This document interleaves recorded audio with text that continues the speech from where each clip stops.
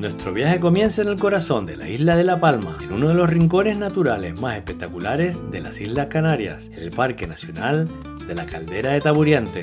Antes de iniciar la ruta, hicimos una parada en el centro de visitantes de la caldera, en el municipio del Paso. Te recomendamos mucho visitarlo, ya que te permite entender dónde estás, qué rutas se adaptan a tu nivel y cuáles son los puntos más destacados. Muy cerca de allí y ya en ruta se encuentra el Llano de las Cuevas, un lugar ideal para detenerse y contemplar el espectacular y único mar de nubes. Este fenómeno ocurre cuando los vientos alisios empujan el aire húmedo contra las montañas y al enfriarse forma un manto blanco que se desliza lentamente ladera abajo. Después continuamos conduciendo hasta el mirador de la Cumbrecita, a unos 1250 metros de altitud. Para entrar es necesario reservar previamente una plaza de aparcamiento en la web oficial del parque, ya que el acceso es limitado para proteger este entorno único. Desde el mirador, punto de inicio de diferentes senderos, la vista es sobrecogedora. Frente a nosotros se abre un enorme anfiteatro natural de casi 8 kilómetros de diámetro, la Caldera de Taburiante. Desde el parking iniciamos el sendero circular Cumbrecita, Mirador de los Roques, Mirador Lomo de las Chozas, Cumbrecita. Es una ruta de baja dificultad, especialmente en el tramo de ida. Completa en aproximadamente 1 hora y media si se camina a buen ritmo. A lo largo del camino hay varias zonas que regalan perspectivas únicas de la caldera, con sus laderas cubiertas de pinos canarios y el contraste impresionante del cielo con el mar de nubes. Al regresar al aparcamiento, decidimos continuar con una pequeña pero intensa subida al Roque de los Cuervos. Es un ascenso corto, de unos 30 minutos, pero con bastante pendiente. Al llegar a la cima, las vistas panorámicas son simplemente espléndidas. Eso sí, conviene tener cuidado, hay tramos estrechos y algo expuestos, por lo que es importante subir con calma y buen calzado. Venga. Cumbre de los Cuervos, a 1500 metros de altura, cerca del parking de la Cumbrecita. La vista de aquí es espectacular. Es un poquito peligroso porque si te despistas un poco la caída es bastante fuerte, pero merece la pena. De aquí se ve el mar de nubes, se ve la caldera en su conjunto. Muy bonito, muy bonito. Cumbre de los Cuervos. Creo que es bastante impresionante. Muy impresionante. En lo alto, con la caldera extendiéndose ante nosotros, solo queda detenerse, respirar y disfrutar de uno de los paisajes más impresionantes de toda Canarias. Tras este primer contacto con la caldera de Taburiante, nos dirigimos al parking de acceso para pasar la noche y comenzar temprano al día siguiente nuestra ruta hacia el corazón del parque. Estamos en la caldera Taburiante. Dormimos en el parking La Viña, al principio de la caldera. ¿Por qué? Porque bueno, tenemos la autocaravana y llegar aquí sería imposible, porque la carretera es muy estrecha. Hay tramos que solo cabe un coche y aparte de que puedes circular, pero no puedes aparcar, solo con permiso, con lo cual tienes que coger un taxi. El taxi cuesta 51 euros, pero el precio lo puedes compartir con los usuarios que hayan allí. Entonces esperamos un poquito y viene una pareja muy simpática de La Rioja y compartimos el trayecto de media hora hasta el punto de inicio de este sendero. El punto de inicio está a unos 1200 metros y donde nos quedamos estaría a 250, 300. Con lo cual toda esa subida la hicimos en media hora y habían como cerca de 200 curvas. Salimos de la zona de los Brecitos y vamos a ir hasta esa zona de acampada que está a esta distancia, 5285 metros, que ahora mismo está cerrada la zona de acampada.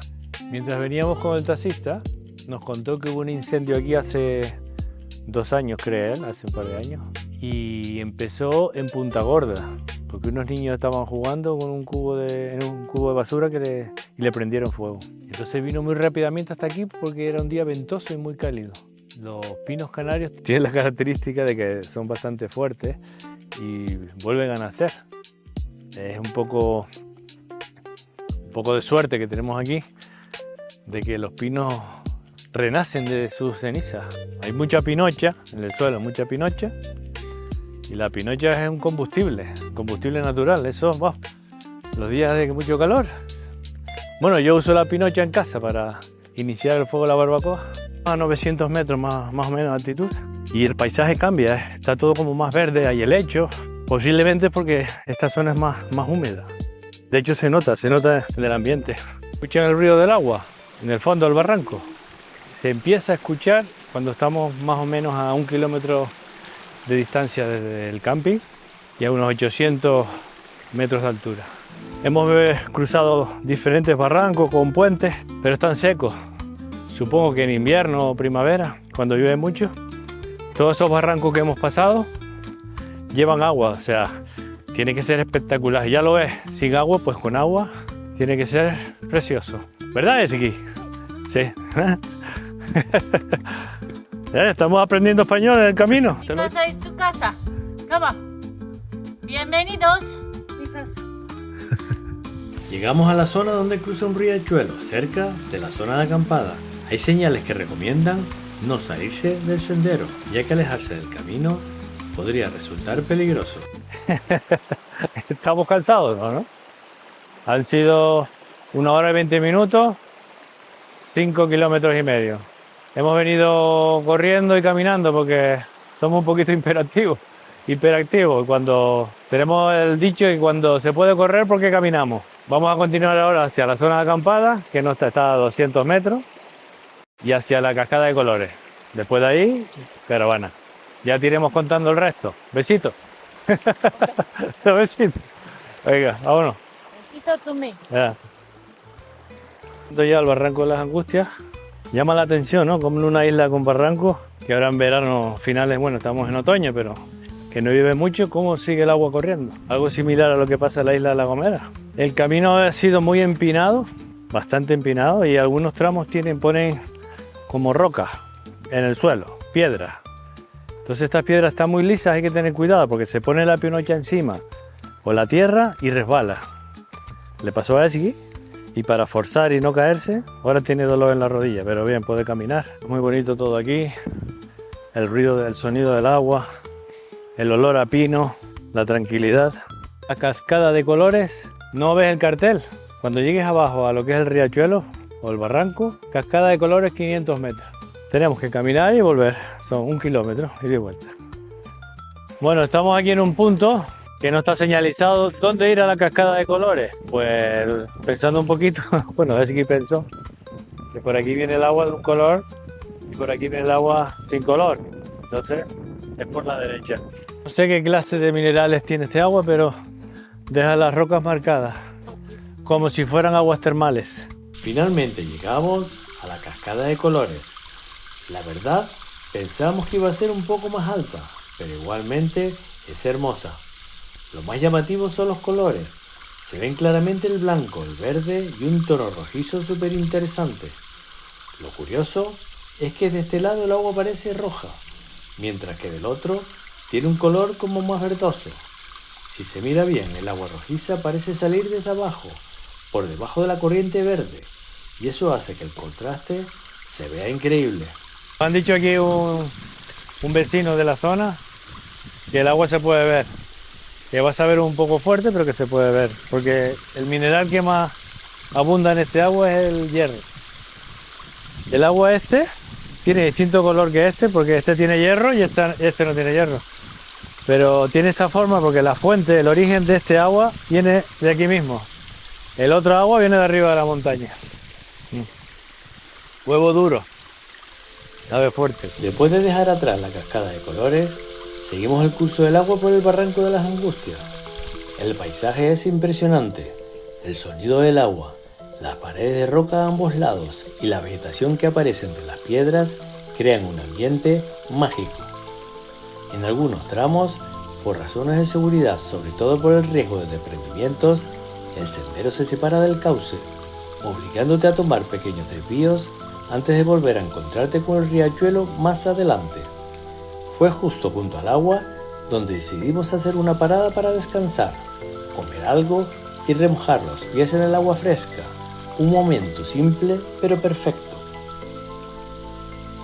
Seguimos caminando, pasando por zonas donde el agua forma pequeños charcos naturales en los que algunos se daban un baño para refrescarse.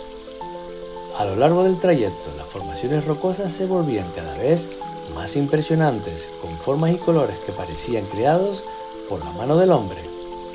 En un punto del recorrido, casi de repente, el agua desaparece bajo la tierra, como si se escondiera en las entrañas del barranco. Fue un detalle sorprendente y muy especial.